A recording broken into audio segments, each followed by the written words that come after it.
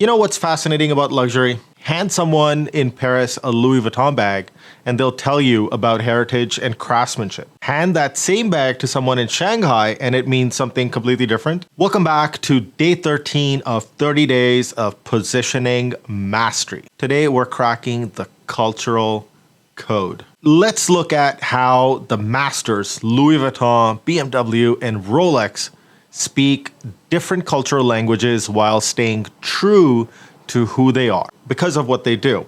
It's like watching magic happen in slow motion. So let's start with Louis Vuitton. Here's what's wild about what they do. Walk into their Paris store and it feels like a museum of craftsmanship. They'll show you how every stitch has been made the same way for generations. Their campaigns, all about artisans, heritage, and the art of making. Now, hop on a plane to Shanghai, in first class, of course. Same brand, completely different world. The stores are in futuristic shopping centers. The campaigns feature young entrepreneurs. Every touch point screams, "This is your future." Now, let's go over to Tokyo. It transforms again. Now, it's about the perfect fusion of tradition and innovation. Every detail, every campaign, every store feature is about cultural sophistication and aesthetic harmony. But wait, it gets better.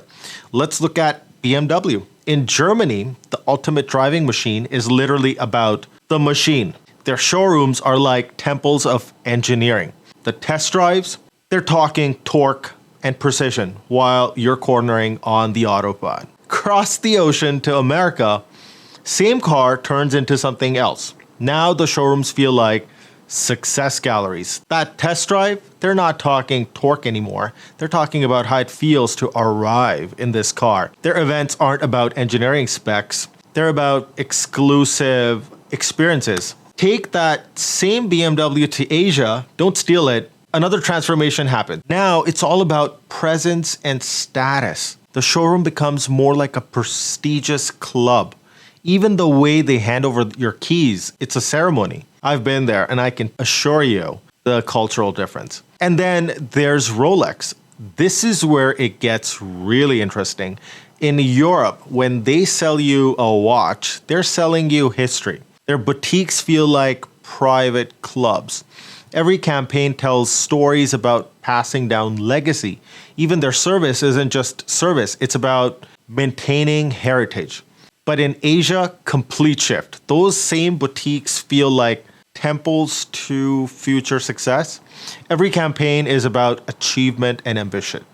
That same watch isn't about what came before, it's about what's coming next. Bring it to America. Another twist. Now it's all about milestone moment.